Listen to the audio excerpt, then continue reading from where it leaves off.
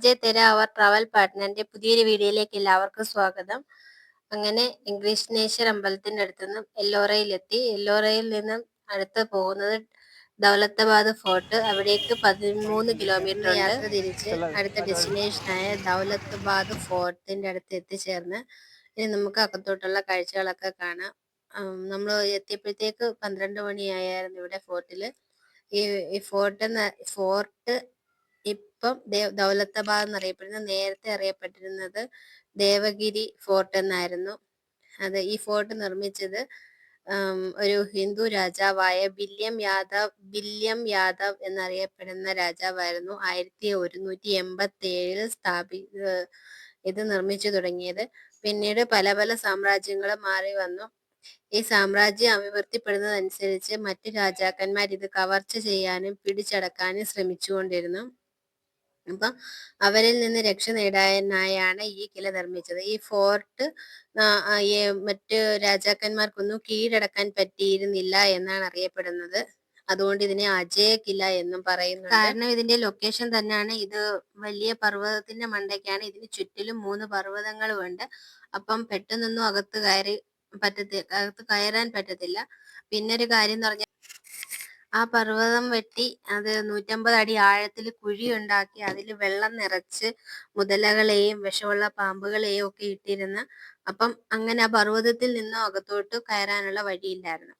ഈ ഫോർട്ടിന്റെ സീക്രട്ട് എന്ന് പറയുന്നത് അകത്തേക്ക് പോകാനും പുറത്തേക്ക് വരാനും ഒരു വഴി മാത്രമേ ഉള്ളൂ. പിന്നെ 237 ഏക്കറിൽ 237 വർഷം കൊണ്ടാണ് ഈ കില പൂർത്തിയാക്കിയിട്ടുള്ളത്. പിന്നെ നമ്മൾ ഇതിന്റെ മെയിൻ എൻട്രൻസിൽ നിന്ന് അകത്തോട്ട് കയറുമ്പോൾ അവിടെ പഴയകാലത്ത് ഉപയോഗിച്ചിരുന്ന പീരങ്കികളെല്ലാം ഡിസ്പ്ലേ ചെയ്ത് വെച്ചിട്ടുണ്ട്. നമുക്ക് കാണാനും പറ്റും. അത് ഓരോ രാജാക്കന്മാരുടെ കാലത്ത് ഉപയോഗിച്ചിരുന്ന അവരുടെ പേര് പേർഷ്യൻ ഭാഷയിലും എഴുതി വെച്ചിട്ടുണ്ടാവും. അപ്പൊ നമ്മൾ കയറി വരുമ്പോൾ നമുക്ക് അങ്ങോട്ട് അകത്തോട്ടും പിന്നെ ഈ റൈറ്റ് സൈഡിലോട്ടും ഒരു ഗേറ്റ് കാണും. ഇത് കൂടുതൽ ഇതിനകത്ത് നക്കലിയായിട്ടുള്ള ഡോർസും ശത്രുവിന്റെ എനർജി വേസ്റ്റ് ആക്കാൻ വേണ്ടിയിട്ടും പിന്നെ മെയിൻ ആയിട്ടുള്ള വഴിയിൽ നിന്ന് ഡൈവേർട്ട് ആക്കാൻ വേണ്ടിയിട്ടും ഒക്കെ കുറെ ട്രിക്സുകളൊക്കെ ഉണ്ട് ഇതിനകത്ത്. കുറെ ബാരിയേഴ്സും ട്രാപ്സും ഒക്കെ ഉണ്ട്. പെട്ടെന്നൊന്നും ശത്രുവിന് അങ്ങ് അകത്തോട്ട് കയറി പോകാനും പറ്റത്തില്ല. അപ്പൊ നമ്മൾ മെയിൻ എൻട്രൻസിൽ നിന്ന് കയറി വരുമ്പം ഇതൊക്കെയാണ് കാണുന്നത്. ക്യാനോൺ അറ്റ് ദ ദൗലത്താബാദ് ഫോർട്ട് എന്ന് എഴുതിയിരിക്കുന്നതോടെ ഈ ക്യാനോൺ എന്ന് പറഞ്ഞത് കോപ്പർ കൊണ്ട് ഉണ്ടാക്കിയതാണ്. അത് ഔറംഗസേബിന്റെ സമയത്തുള്ളതായിരുന്നു. പിന്നെ നമുക്ക് പറയുന്നത് ഈ മുഹമ്മദ് ബിൻ തുഗ്ലക്കിന്റെ സമയത്താണ് ഈ ദില്ലിയിൽ നിന്ന് തലസ്ഥാനം ഇങ്ങോട്ട് മാറ്റിയിരുന്നു. ഈ ദൗലത്താബാദ് ഫോർട്ടിലേക്ക് മാറ്റിയിരുന്നു. അത് ഒരു 10 വർഷത്തോളം ഇവിടെ നമ്മുടെ തലസ്ഥാനമായിട്ട് ഇവിടെ പ്രവർത്തിച്ചിരുന്നു എന്നാണ് പറയുന്നത്. പിന്നെ നമ്മൾ അടുത്ത എൻട്രൻസ് ക്രോസ് ചെയ്ത് അകത്തോട്ട് കയറുമ്പോഴും ഇവിടെ നമുക്ക് വലിയ വാതിലുകൾ ഡോറുകളും ഒക്കെ കാണാൻ പറ്റും. ഇതും ആനകളിൽ നിന്നൊക്കെ പ്രൊട്ടക്ഷന് വേണ്ടിയിട്ട് അതിൽ വലിയ കട്ടിയുള്ള ആണികൾ പോലെ തറച്ചു വെച്ചിട്ടാണ്. അപ്പൊ ആനകളൊന്നും ഇടിച്ചാലും പെട്ടെന്ന് തുറക്കത്തില്ല. തുറന്നാൽ തന്നെ അത് കയറി വരുമ്പോൾ തന്നെ നമുക്ക് കൺഫ്യൂഷൻ ആകെ 2 വഴിയായിട്ടാണ് കാണുന്നത്. ഒന്ന് ലെഫ്റ്റിലോട്ടും ഉണ്ട്, പിന്നെ റൈറ്റിലോട്ടുള്ള വഴിയാണ്. ലെഫ്റ്റിലോട്ടുള്ള വഴി പോയാൽ അവിടെ ചെന്ന് ഡോറ് 1 കിലോമീറ്റർ അങ്ങോട്ട് മുന്നോട്ട് പോയി കഴിഞ്ഞാൽ പിന്നെ വഴി വഴി നിന്ന് പോകും. അത് ശത്രുക്കളെ കൺഫ്യൂഷൻ ആക്കാൻ വേണ്ടി തന്നെ അങ്ങനെ നിർമ്മിച്ചിട്ടിരിക്കുന്നത്. പിന്നെ റൈറ്റ് സൈഡിലോട്ട് പോകുമ്പോഴും നമുക്ക് മുന്നോട്ടും പിന്നെ അതിന്റെ പുറകോട്ടും 2 വഴികൾ കാണാൻ പറ്റും. അതിന് മുകളിലെല്ലാം ഈ ശത്രു സൈന്യത്തെ നേരിടാൻ വേണ്ടിയിട്ട് സൈന്യങ്ങൾ സജ്ജരായിരിക്കുകയായിരിക്കും. അപ്പം ഇവിടം വരെ എത്തിയാൽ തന്നെയോ ഒന്നുകിൽ അവര് കുറെ പേരൊക്കെ മരണപ്പെടും, അല്ലെങ്കിൽ അതും ക്രോസ് ചെയ്തു പോകാൻ പറ്റുന്നവരൊക്കെ മുന്നോട്ട് പോയിക്കൊണ്ടിരിക്കും. എന്നാൽ ഇതിപ്പം നമ്മള് മൂന്നാമത്തെ എൻട്രൻസ് ആണ് കയറിയത്. ഇവിടുന്ന് ആ ഒരു വഴി അങ്ങോട്ട് പോയാലും 1 കിലോമീറ്റർ മുന്നോട്ട് പോയി കഴിയുമ്പോഴത്തേക്കും വഴി നിന്നു പോകും. അതും കഴിഞ്ഞിട്ട് പിന്നെ നമ്മൾ അടുത്ത ഗേറ്റ് കയറുമ്പോൾ 2 സൈഡിലും നമുക്ക് ചെറിയ ചെറിയ ഇങ്ങനെ അത് കാണാൻ പറ്റും. ഇതെല്ലാം സൈനികർക്ക് ഇരിക്കാൻ വേണ്ടിയിട്ടുള്ള സ്ഥലങ്ങളായിരുന്നു അന്നത്തെ കാലത്ത്. പിന്നെ നമ്മൾ അടുത്ത ഗേറ്റ് പിന്നെ ക്രോസ് ചെയ്യുമ്പോൾ പിന്നെ നമുക്ക് ഈ റൈറ്റ് സൈഡിലായിട്ട് കാണുന്നത് ഒരു മന്ദിറിന്റെ അവശേഷിപ്പുകളായിരുന്നു. പിന്നെ ലെഫ്റ്റ് സൈഡിലോട്ട് ഒരു സരസ്വതി വെൽ എന്ന് പറയുന്ന ഒരു സ്റ്റെപ്പ് വെൽ നമുക്ക് കാണാൻ പറ്റും കുറച്ച് മുന്നോട്ട് പോകുമ്പോൾ. ഈ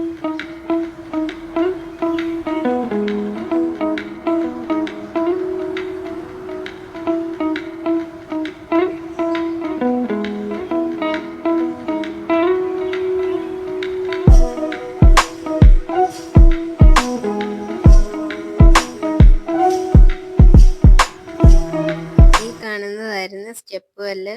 സ്റ്റെപ്പ് വെല്ല് എന്ന് പറഞ്ഞാൽ വെള്ളം യൂസ് ചെയ്യാൻ വേണ്ടിയിട്ട് നമ്മൾ കിണർ പോലെ യൂസ് ആക്കിയിടുന്നത്.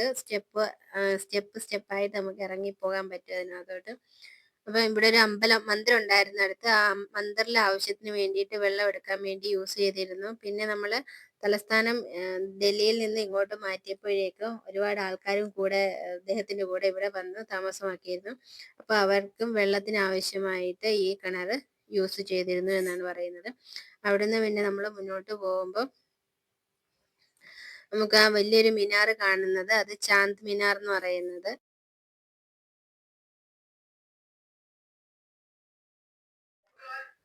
ആ വലിയ മതിലിന്റെ അപ്പുറത്ത് ഉള്ളത് ഹാത്തി ടാങ്ക് ആണ്. അതും വെള്ളം സ്റ്റോർ ചെയ്യുന്നതിന് വേണ്ടിയിട്ട് യൂസ് ചെയ്തിരുന്ന.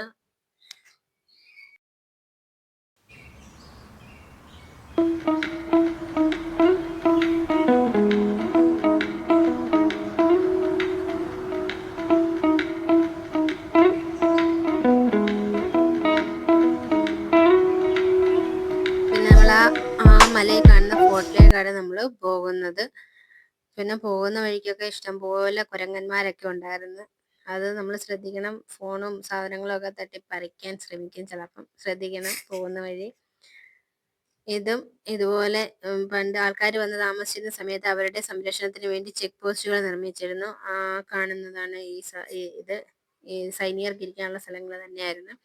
പിന്നെ ഈ ചാന്ദ് മിനാർ ഉണ്ടാക്കിയത് ഹസൻ ഗംഗുവിന്റെ സമയത്തായിരുന്നു. ഏകദേശം 70 മീറ്ററോളം ഉയരം ഉണ്ടായിരുന്നു. ഇത് പണ്ട് കാലത്ത് ആൾക്കാർക്ക് തുറന്നു കൊടുത്തിരുന്നു. 1996 ആരോ ഇതിന്റെ മുകളിൽ നിന്ന് സൂയിസൈഡ് ചെയ്തത് കാരണം ഇപ്പൊ അത് അടച്ചിട്ടേക്കുന്നത്. അതിന് മുകളിലോട്ട് കയറാൻ 248 സ്റ്റെപ്സ് ഉണ്ട്. പിന്നെ ഇതിന് 3 ബാൽക്കണി ഉണ്ട്. അതൊക്കെ നമുക്ക് കയറി കാണാൻ പറ്റുമായിരുന്നു നേരത്തെ. ഇപ്പൊ അത് അവിടെ കയറാൻ പറ്റത്തില്ല, അടച്ചിട്ടിരിക്കുകയാണ്. പിന്നെ പിള്ളേര് അങ്കിത്തും ആയിഷും അങ്കിത്തും കൂടെ ഭയങ്കര ഉഷാറായിട്ട് നടക്കുന്നുണ്ട്. ഇത്രയും 4 10 ഓടിക്കേറി. നമ്മളൊക്കെ ക്ഷീണിച്ച് നടന്ന് ഒരു പരുവത്തിലായ മേളോട്ട് കയറി പോകുന്നത്. പിന്നെ ആവശ്യത്തിന് കുടിവെള്ളം എടുക്കാനുള്ള ഒരു പോയിന്റ് ഉണ്ടായിരുന്നു. ടോയ്ലറ്റ് സൗകര്യങ്ങളും ഒക്കെ ഉണ്ടായിരുന്നു അവിടെ. പിന്നെ നമ്മൾ അടുത്ത മെയിൻ എൻട്രൻസിലോട്ട് കയറാൻ പോവുകയാണ് ഇനി. അതാണ് അടുത്ത. ഇതിപ്പോ നമ്മൾ നടന്ന് അങ്ങനെ കാര്യം എല്ലാ ഗേറ്റും ഒരുപോലെ ഇരിക്കുന്നത്. ഇത് മെയിൻ ഗേറ്റ്. ഇനി ഇതിനകത്തോട്ട് കയറുമ്പോൾ ഇതിന്റെ ഡോറൊക്കെ വലുത് തന്നെയാണ്. ആ ഡോറിനകത്ത് ആണികൾ പോലെ അടിച്ചു വെച്ചിട്ടുണ്ട്. ഇതെല്ലാം ശത്രുക്കളെ തോൽപ്പിക്കാൻ വേണ്ടിയിട്ടുള്ള ഓരോ ട്രിക്കുകൾ തന്നെയാണ് ഡോറിൽ വരെ ചെയ്തു വെച്ചിരിക്കുന്നത്. ആണികൾ പോലെ നിൽക്കുന്നത്. അപ്പൊ ആനയൊക്കെ വന്ന് ഇടിക്കുമ്പോഴത്തേക്ക് ആനയൊക്കെ കറങ്ങിപ്പോകും, തല ഇടിച്ച് പോവും. പിന്നെ നമ്മൾ അവിടുന്ന് സ്റ്റെപ്സ് കയറാൻ തുടങ്ങി. ഇവിടെ ഓരോ കാര്യങ്ങളൊക്കെ ഉണ്ട്. എല്ലാം സൈനികർക്ക് ഇരിക്കാൻ വേണ്ടിയിട്ടുള്ള സ്ഥലങ്ങൾ തന്നെ ആണ് ഗേറ്റില്. പിന്നെ നമുക്ക് അവിടെ ഒരു ഗേറ്റില് വെള്ളം കുടിക്കാൻ വേണ്ടിയിട്ട് വെള്ളം സ്റ്റോർ ചെയ്യുന്ന ഒരു ഭരണി പോലത്തെ സാധനങ്ങൾ കാണാൻ പറ്റും. ഇപ്പൊ അതിനകത്തെല്ലാം കുപ്പിയൊക്കെ വാരി.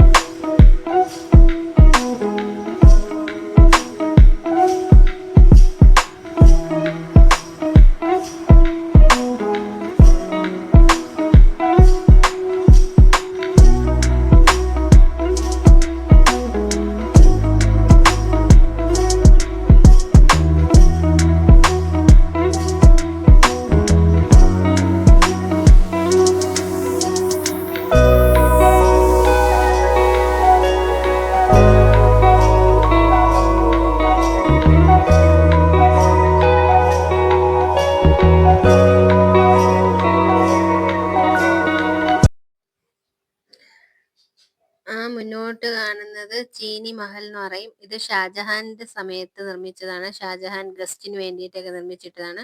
അദ്ദേഹത്തിന്റെ മകന്റെ സമയമായപ്പോഴേക്കും അത് ജയിലായിട്ട് ഉപയോഗിച്ചിരുന്നു. പിന്നെ നമ്മൾ അതും കഴിഞ്ഞ് അവിടുന്ന് നടന്ന് മുന്നോട്ട് വന്നപ്പോഴത്തേക്ക് ഇവിടെ ഇങ്ങനെ ഒരു സംഭവമായിട്ട് ഈ ഫോർട്ടിന്റെ ഏറ്റവും ടോപ്പായിട്ടുള്ള ഭാഗം അവിടെ ആണെങ്കിൽ നമുക്ക് വലിയൊരു തോക്ക് കാണാൻ പറ്റി. ഇന്ത്യയിലെ തന്നെ രണ്ടാമത്തെ വലിയ തോക്കെന്ന് പറയുന്നത് കിലയിലെ ഏറ്റവും വലിയ തോക്കെന്നാണ് ഇത് അറിയപ്പെടുന്നത്. ഇതിന്റെ വെയിറ്റ് എന്ന് പറയുന്നത് 5 ടണ്ണോളം. ഇതിന്റെ മെയിൻ തോക്കെന്ന് പറയും, പീരങ്കി എന്ന് പറയും. ഇതിന് 9 കിലോമീറ്ററോളം റേഞ്ച് ഉണ്ടെന്ന് പറയുന്നത്. പിന്നെ അത് 180 ഡിഗ്രിയിൽ ഇങ്ങനെ കറക്കി എടുക്കാൻ പറ്റുമെന്ന് പറയുന്നു. ഇത് 5 പഞ്ചലോഹ നിർമ്മിതമാണ്, അതുകൊണ്ട് പെട്ടെന്ന് ചൂടാവത്തുമില്ലെന്ന് പറയുന്നു. പിന്നെ നമ്മൾ താഴെ കാണുന്ന ചാന്ദിമിനാറിന്റെ അടുത്ത് നിന്നാണ് കയറി വന്നത്. അപ്പം ഈ തോക്കിനകത്ത് വെടിവെക്കുന്ന സമയത്ത് അവിടെ ബക്കറ്റിൽ ചെവിക്കകത്ത് പഞ്ഞി വെച്ചിട്ട് ബക്കറ്റിനകത്ത് വെള്ളത്തിൽ തല കുനിച്ച് വെച്ചാണ് സൈനികർ ഇരിക്കുന്നതെന്നാണ് പറയുന്നത്. അല്ലെങ്കിൽ ചെവി കർണപടമൊക്കെ പൊട്ടി പോകും എന്ന് പറയുന്നു. അത്രയ്ക്ക് പവറുള്ള തോക്കാണിത്. ഔറംഗസേബിന്റെ സമയത്ത് സ്ഥാപിച്ചതാണ്. ഈ ആക്സിലായിരുന്നു അത് വെച്ചിരുന്നത് ആദ്യം. അതിന്റെ വർക്കിംഗ് താഴ്ന്നാണ്. അപ്പം അതിന്റെ അവിടെ നിന്നാൽ നമുക്ക് ആ ഫോർട്ട് മൊത്തം കാണാൻ പറ്റും. ഈ ഇടിഞ്ഞു കിടക്കുന്ന ആ ഭാഗം എന്ന് പറയുന്നത് അഹമ്മദ് നിസാം ഷായുടെ സമയത്ത് നിർമ്മിച്ചതാണ്. ഞാൻ മുകളിലോട്ട് കയറിപ്പോയില്ല. അത്രയും കയറിയപ്പോഴത്തേക്ക് ക്ഷീണിച്ച് ഞാനും അബിയും അവിടെ ഇരുന്ന് കയറിപ്പോയില്ല.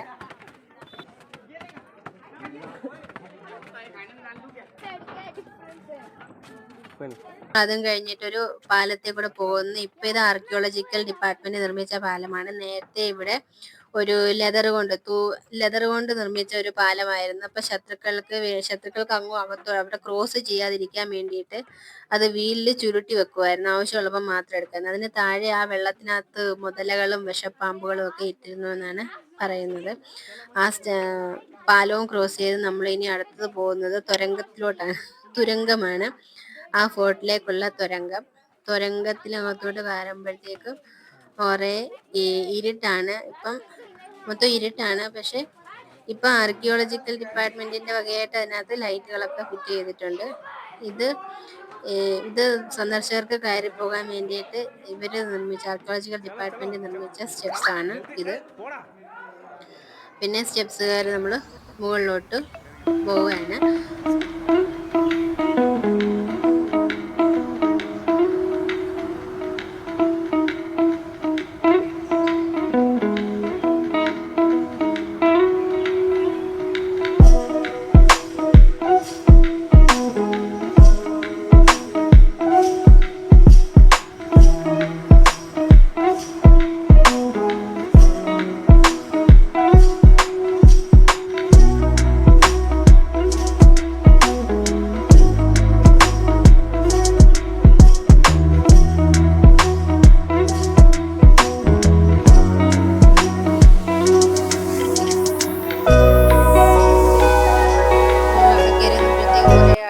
അവിടെ വന്ന് റെസ്റ്റ് ചെയ്യുന്നുണ്ട്. പെട്ടെന്ന് ഓടിക്കേറി പോകാൻ പറ്റത്തില്ല. കുറച്ച് റെസ്റ്റ് ഒക്കെ എടുത്ത് വെള്ളം കുടിച്ചു കഴിഞ്ഞിട്ട് നമുക്ക് മുകളിലോട്ട് കയറി പോകാൻ പറ്റത്തുള്ളൂ.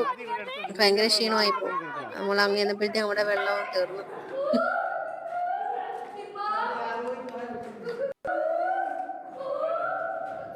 അങ്ങനെ നമ്മൾ അന്ധേര കേവിലോട്ട് കയറി. അവിടെ അത് ഹിന്ദിയിൽ ബുൽബുലിയ എന്ന് പറയും. അത് നല്ലൊരു എക്സ്പീരിയൻസ് ആയിരുന്നു.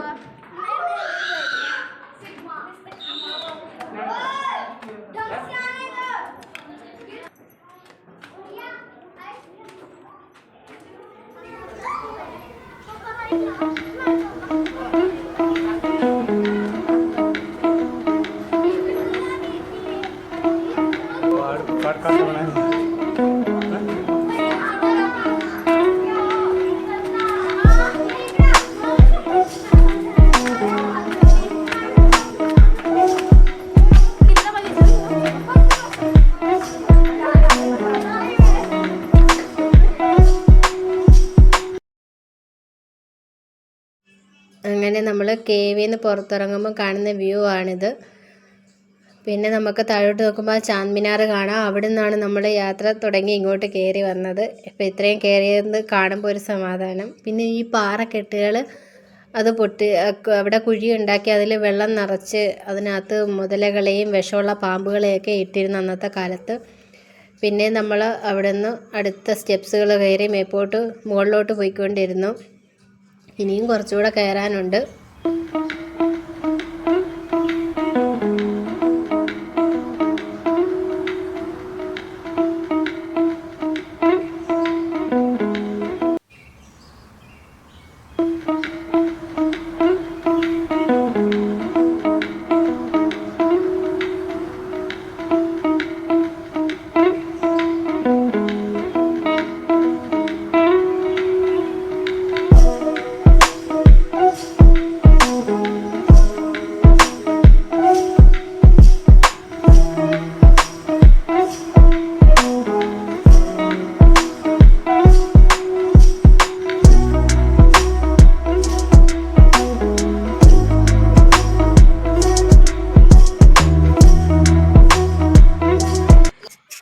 അങ്ങനെ നമ്മൾ കയറി അവസാനം ആ ഫോർട്ടിൻ്റെ അടുത്തോട്ട് എത്താറായി.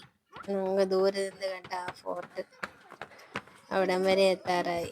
ദൂരം കുറച്ചേ ഉള്ളൂ, 2 കിലോമീറ്റർ അകത്തുള്ളൂ. പക്ഷെ കുത്തനെ ഉള്ള മലയായതുകൊണ്ട് ആ മല വെട്ടിയാണ് ഇങ്ങനെ സ്റ്റെപ്സ് ആക്കിയിരിക്കുന്നത്. അപ്പം ആ കുത്തനെ ഉള്ളതായതുകൊണ്ട് നമുക്ക് ആ സ്റ്റെപ്സ് കയറാനും അതിൻ്റെതായ ബുദ്ധിമുട്ടുണ്ട്. വലിയ വലിയ സ്റ്റെപ്പുകൾ 2 പ്രാവശ്യം നടന്നാലും നമുക്ക് ഒരു സ്റ്റെപ്പ് കയറാൻ പറ്റത്തുള്ളൂ. അത്രയും വീതിയിൽ ഉണ്ടാക്കിയിട്ടേക്കുന്നത്. കുറെ കഴിയുമ്പോഴത്തേക്ക് കാലൊന്നും പൊങ്ങത്തില്ല. പതുക്കെ എങ്ങനെയൊക്കെയോ കയറി പറ്റി. തിരിച്ച് ഇതുപോലെ നമ്മളത് ഇറങ്ങി പോകേണ്ടുന്നതുമാണ്. കയറി പോകുന്നതിനേ ഉള്ളൂ ബുദ്ധിമുട്ട്, ഇറങ്ങി പോകുന്നത് വളരെ എളുപ്പമായിരിക്കും. പെട്ടെന്ന് അങ്ങ് ചാടി പോകാൻ പറ്റും. കയറുമ്പോഴേ നമുക്ക് ക്ഷീണം വരുന്നുള്ളൂ അധികം. നമ്മൾ താഴെന്ന് മേളിൽ ഫോർട്ട് വരെ കയറി തിരിച്ച് താഴെ ഫോർട്ടെല്ലാം കണ്ട് തിരിച്ച് താഴെ എത്തിയപ്പോഴേക്കും 2 മണിക്കൂർ എടുത്തു. പിന്നെ നമ്മൾ റെസ്റ്റ് എടുക്കുകയാണെങ്കിൽ കുറച്ചുകൂടെ സമയം കൂടും. ഇതാ നമ്മൾ ആ താഴോട്ട് നോക്കിയാൽ നമുക്ക് വണ്ടി പാർക്ക് ചെയ്തേക്കുന്നിടത്ത ഗേറ്റൊക്കെ കാണാൻ പറ്റും. വീഡിയോയിൽ ക്ലിയർ അല്ല, നമുക്കല്ലാതെ നമുക്ക് കാണാൻ പറ്റും എത്ര ഉയരത്തിലാണ് ഇപ്പം നമ്മൾ വന്ന് നിൽക്കുന്നതെന്ന്.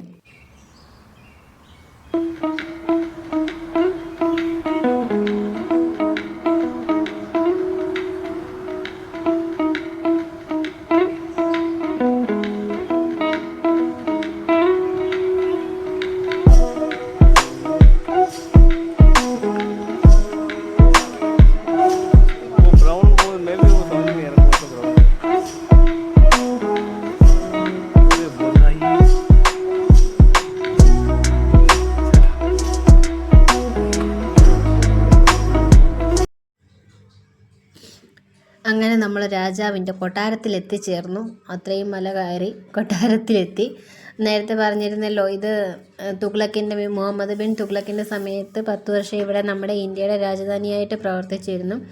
അതിനുശേഷം പല സാമ്രാജ്യങ്ങളും മാറി വന്ന് പ്രധാനമായിട്ട് ഷാജഹാൻ്റെ മകനായ ഔറംഗസേബ്, ഹൈദരാബാദ് നിസാം അദ്ദേഹത്തിൻ്റെ കയ്യിൽ നിന്ന് പേഷ്വ ഏറ്റെടുത്തു. അതിനുശേഷം 3 വർഷത്തിന് ശേഷം തിരിച്ച് ഹൈദരാബാദ് നിസാമിന് തന്നെ തിരിച്ചു നൽകി.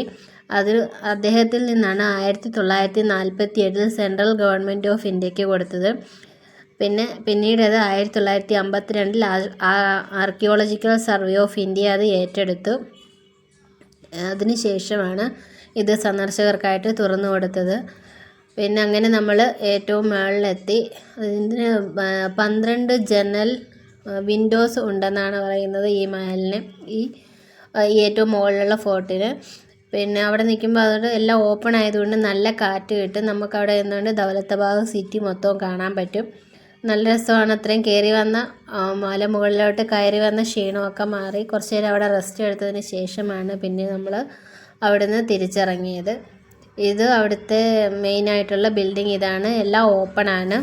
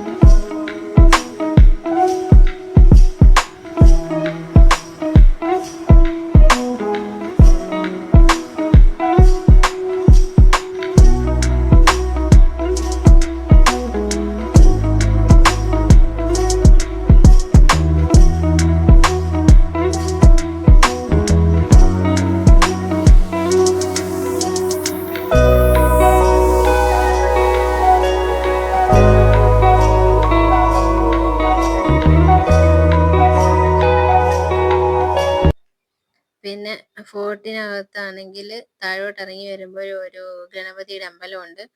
അവിടെയും കയറി പ്രാർത്ഥന ചെയ്തിട്ട് വീണ്ടും നമ്മൾ താഴോട്ട് ഇറങ്ങി. മുകളിലോട്ട് കയറുന്നതിനെക്കാട്ടി പെട്ടെന്ന് നമ്മൾ താഴോട്ടിറങ്ങുമ്പോൾ സ്പീഡിൽ വരാൻ പറ്റും. മുകളിലോട്ട് കയറ്റമായിട്ട് പതുക്കെ പതുക്കെ കയറാൻ പറ്റത്തുള്ളൂ. അങ്ങനെ ഭയങ്കര ഉഷാറോടെ തന്നെ തിരിച്ചിറങ്ങി വരുന്ന രംഗമാണ് കാണുന്നത്. പിന്നെ നമ്മൾ അവിടെ ക്യാനോൺസ് ഒക്കെ ഒന്നുകൂടെ അടുത്ത് പോയി എടുത്ത് വീഡിയോ. ഇത്രയൊക്കെയാണ് ഈ ഫോർട്ടിനെ കുറിച്ചുള്ള വിവരണങ്ങൾ. ഇതിൻ്റെ ബാക്കി ഭാഗം അടുത്ത വീഡിയോയിൽ കാണാൻ പറ്റും. അപ്പം ഈ വീഡിയോ ഇഷ്ടപ്പെട്ടാൽ എല്ലാവരും ലൈക്ക് ചെയ്യണം, ഷെയർ ചെയ്യണം, കമൻറ്റ് ചെയ്യണം, ചാനൽ സബ്സ്ക്രൈബ് ചെയ്യുകയും വേണം. And thank you for watching.